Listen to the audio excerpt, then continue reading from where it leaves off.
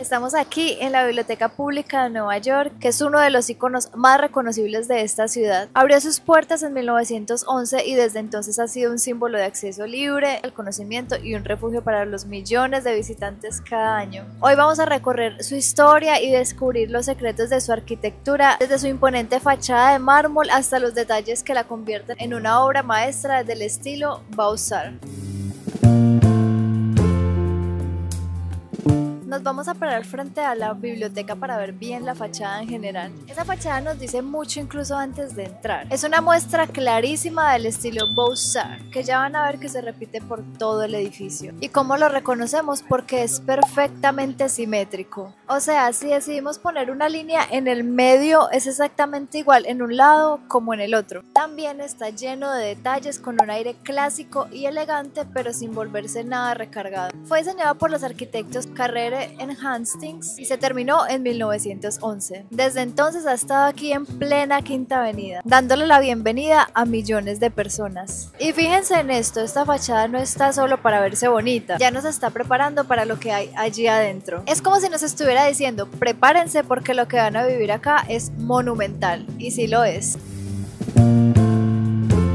El espacio frente a la biblioteca funciona como una antesala pública. Es como una plaza cívica, porque en la Quinta Avenida la mayoría de edificios son privados, así que llegar a la biblioteca debe demostrar que es un espacio diferente a todo lo que hemos venido recorriendo. Y en verdad se siente que invita a entrar a todos. En el centro de la fachada se puede ver esa escalinata de mármol blanco, que no es solo para subir, también es parte de este mensaje del que estaba hablando. Y si levantamos la mirada vamos a ver el frontón triangular con relieves esculpidos y una cornisa llena de detalles que remata todo el conjunto clásico. Y algo que me encanta, si se fijan bien, son las ventanas arqueadas y rectangulares que se van alternando creando un ritmo visual que le da orden y elegancia a toda la fachada. Es como si todo estuviera perfectamente coreografiado para recibirnos. Además, algo súper importante son esas 6 columnas que sostienen la fachada central. Ahorita nos vamos a acercar para verlas bien a detalle, porque los detalles son espectaculares. Cada una de estas columnas tiene encima una estatua de una figura humana y vean qué interesante. Cada una mide aproximadamente 11 pies de altura, o sea 3,3 metros. Y cada una representa diferentes campos del conocimiento humanístico: historia, romance, religión, poesía, drama y filosofía. Y yo lo interpreto así, que todo esto es lo que sostiene esta biblioteca. Estas esculturas fueron diseñadas por el artista Paul Wayland alrededor de 1915. Inicialmente fueron creadas para resaltar la presencia en altura del acceso principal, y la idea era simbolizar las diversas áreas del saber que la biblioteca representa. Están colocadas sobre el entablamiento para atraer la mirada de los visitantes y reforzar su misión educativa y cultural. En cuanto al material, están talladas en mármol de Georgia en bloques monolíticos, o sea, están hechas en una sola pieza de mármol para garantizar su resistencia y fidelidad escultórica. En cuanto al estilo, están vestidas con túnicas clásicas, como cada figura encarna una alegoría del campo que representa. Entonces, por ejemplo, la filosofía suele mostrarse pensativa, mientras que el drama aparece con una vestimenta mucho más teatral.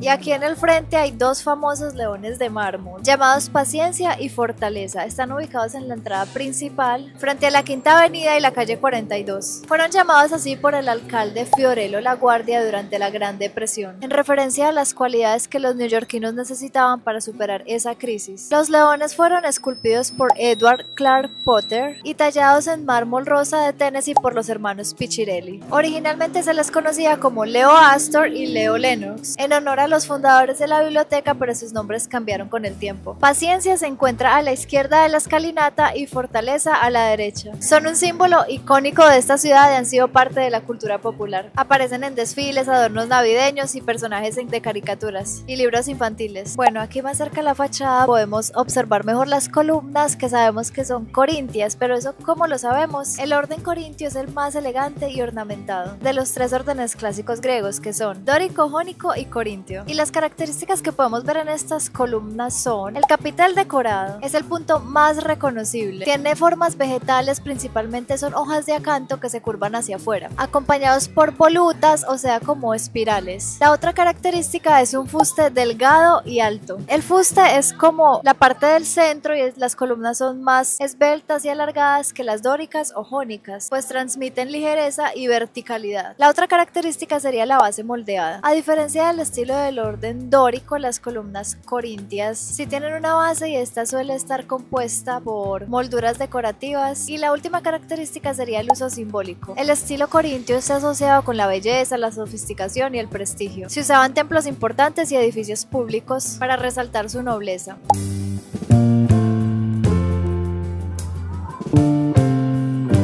Ahora hablemos sobre la materialidad que vemos en la fachada. Toda esta fachada está hecha en mármol de Vermont y este no es cualquier mármol. Estamos hablando de bloques de hasta 30 centímetros de grosor. Imagínense, más de 530.000 pies cúbicos de mármol en total. Es una locura, esto lo convierte en una de las construcciones hechas más grandes en este material en todo Estados Unidos. El mármol de Vermont es uno de los más finos y resistentes del mundo. Viene del noreste de Estados Unidos y ha sido el material elegido para un montón de edificios monumentales y esculturas importantes de este país. ¿Y por qué se valora tanto? Bueno, por tres razones fundamentales. Primero, por su color. Tiene un blanco limpio, a veces con un tono gris suave, muy parecido al mármol de Carrara en Italia. Eso lo hace perfecto para este tipo de arquitectura clásica. Segundo, por su durabilidad. Este mármol lleva aquí más de 100 años, soportando el clima de Nueva York y mírenlo, sigue impecable. Y tercero, por su valor simbólico. Cuando uno ve mármol en un edificio público, no solo piensa en elegancia, también se piensa en permanencia, en respeto y en algo que fue hecho para que dure. No es coincidencia que el Capitolio y el monumento a Lincoln estén hechos con este mismo material. Y en estas pequeñas fuentes que están a los lados de la escalinata podemos encontrar dos frases muy importantes para esta biblioteca. El significado de esta es que la verdad por encima de todo siempre triunfa. Esta dice que se representa la belleza como un valor atemporal, tanto externo como interno.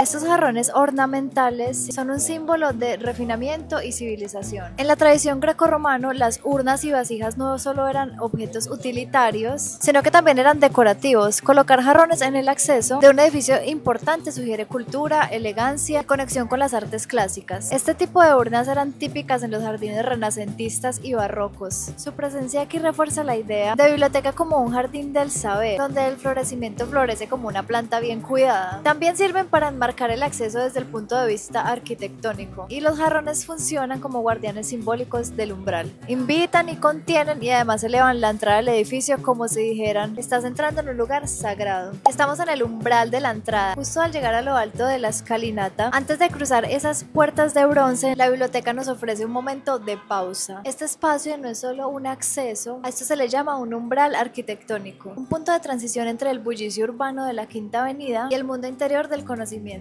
o sea, la biblioteca, y del silencio y la contemplación. Las paredes de mármol, las columnas corintias que nos envuelven, los detalles tallados con precisión y las inscripciones en piedra preparan todos nuestros sentidos para lo que viene. Todo aquí está diseñado para generar una sensación de respeto y de asombro. Es una arquitectura que no grita, pero sí te habla con solemnidad. Este umbral marca un cambio porque dejamos atrás lo cotidiano y entramos a un templo del saber.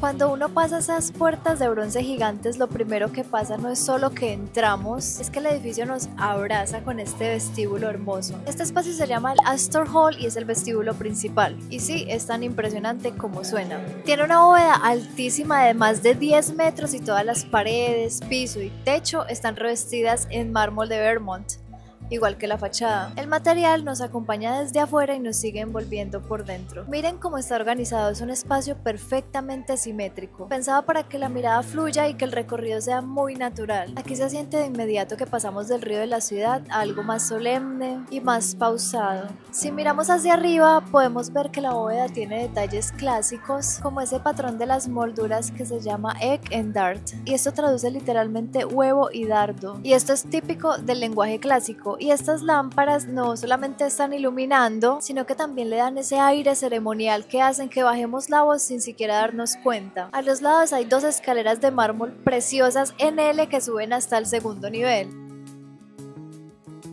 Y miren este detalle, al lado de cada una hay un buste de bronce de los arquitectos que diseñaron el edificio, como recordándonos que la arquitectura también tiene un autor. Estas escaleras te guían hacia otras partes claves del edificio, como la rotonda McGray y el salón principal de lectura, que es hermoso, al que iremos más tarde, porque en esta biblioteca todo está conectado y tiene una intención. Algo que me encanta son estas inscripciones en los pilares del pasillo central. Por ejemplo, la ciudad de Nueva York ha erigido este edificio para ser mantenido para siempre como biblioteca gratuita para el uso público. Esta frase establece desde el inicio la misión pública de la biblioteca: un lugar gratuito y permanente para toda la ciudadanía. Y esta otra frase que también me parece súper importante: sobre la difusión de la educación entre el pueblo, descansa la preservación y perpetuación de nuestras instituciones libres. Y esta frase nos refuerza la idea de que el conocimiento y la educación son pilares de la libertad social. Aquí en el Astor Hall podemos ver estos arcos de medio punto que son clásicos del estilo Beaux-Arts, que enmarcan visualmente los accesos hacia otras salas y elevan la sensación de amplitud. Y esta también es una referencia al lenguaje clásico. Otro detalle arquitectónico que podemos ver son los revoques y molduras artesanales. Las molduras que rodean la bóveda no son lisas, están finamente trabajadas con detalles del vocabulario greco-romano. Gracias a las luces cálidas y al mármol de color claro, el salón refleja una luminosidad suave y dorada que refuerza la solemnidad sin volverse fría, y estas escalas sobrehumanas, donde todo es muchísimo más grande de lo que necesitamos: puertas altísimas, escaleras anchas, muros gruesos. Esto se hace a propósito para que el espacio te envuelva y te haga sentir que entraste a algo mucho más grande que tú.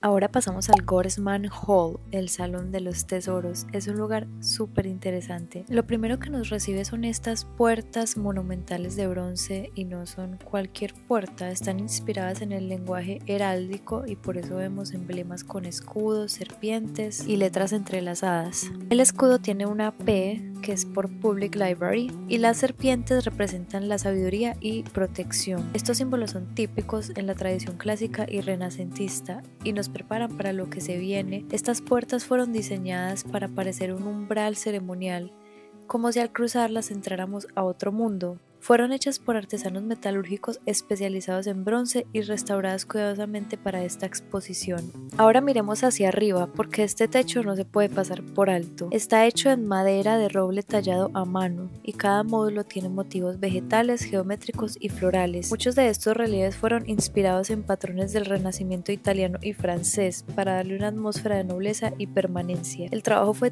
tan detallado que tardaron más de un año solo en ensamblar y restaurar las piezas. Cada sección fue desmontada, limpiada, consolidada y reubicada exactamente donde estaba. Me encanta este detalle de cómo cambia la materialidad en este punto, como si estuviera mostrándonos que aquí está lo más importante de toda la sala, bajo este espacio azul oscuro. Ahora vamos a dar un pequeño recorrido para encontrar los mejores tesoros de esta sala. Entonces nos encontramos con el borrador original de la Declaración de Independencia de Jefferson, 6 manuscritos conocidos en la mano de Thomas Jefferson, hecho para una amigo justo después de la ratificación de 1776, y lo más impactante es que contiene frases que se borraron en la versión final, como las que criticaban la esclavitud, por ejemplo. Por aquí vemos la Biblia de Gutenberg, que esta no es una copia cualquiera, fue la primera Biblia impresa con tipos móviles en 1455, es la primera edición que llegó a América. Aquí vamos con un objeto que a mi parecer es muy valioso, y es el bastón de Virginia Woolf.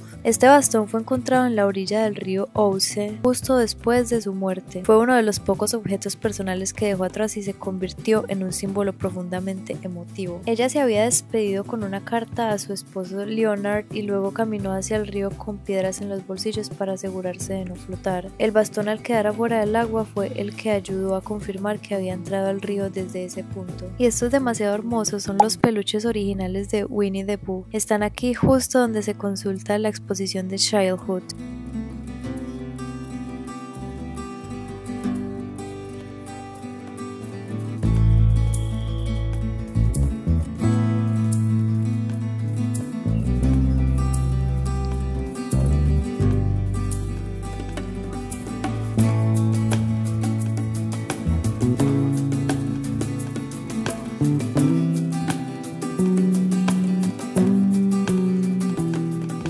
Aquí también está el escritorio de Charles Dickens, el escritor de cuentos de Navidad. Y además de su escritorio está su lámpara y las notas con las que trabajaba.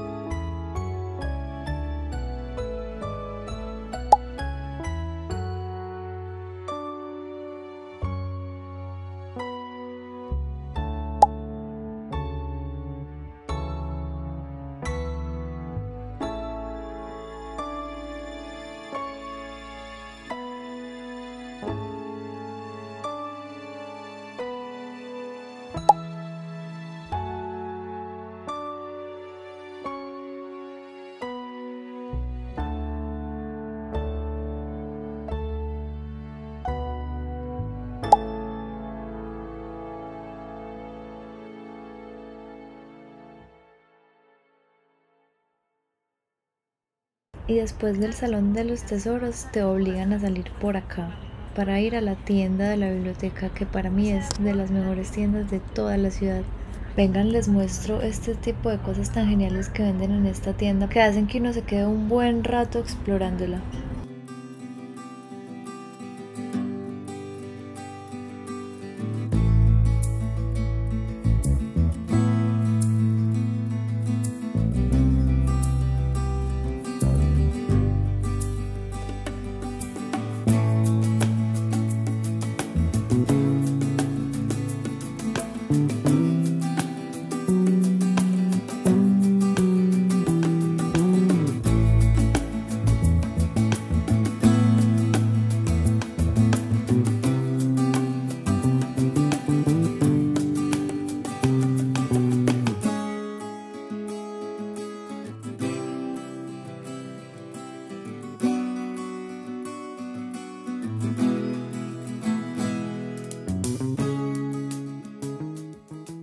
Ahora vamos a la sala que para mí es la más hermosa de todo el edificio, y es la Rose Main Reading Room. Fue inaugurada en 1911 junto con la apertura de la biblioteca. Su nombre original era simplemente Main Reading Room, pero en 1998 fue renombrada en honor a Phyllis y Lewis B. Rose, una pareja de filántropos que hicieron una donación significativa para su preservación. En 2014, una de las enormes lámparas cayó del techo mientras el edificio estaba cerrado, menos mal, y eso obligó a hacer una restauración completa. Estuvo cerrada 2 años y reabrió en 2016 completamente restaurada, respetando su diseño original pero con mejoras en la estructura, la iluminación y ventilación. Esta sala mide 91 metros de largo y casi 17 de ancho, es más larga que una cancha de fútbol. Está decorada con molduras ornamentales en madera tallada que enmarcan 3 paneles pintados al óleo, representando el cielo con nubes, y no es casual. ese cielo pintado simula un espacio infinito, un símbolo del conocimiento sin límites. El techo está a 16 metros de altura y toda la iluminación cuelga de grandes lámparas de bronce estilo imperio que completan ese aire de solemnidad clásica. Las largas mesas de roble con lámparas verdes son casi tan icónicas como la sala misma. Cada puesto tiene enchufes, lo que mezcla lo clásico con lo moderno sin alterar la atmósfera original. Las sillas fueron diseñadas especialmente para el lugar. Son robustas, silenciosas y ergonómicas, perfectas para leer por horas. Es arquitectura que democratiza el lujo y lo pone al servicio de la educación.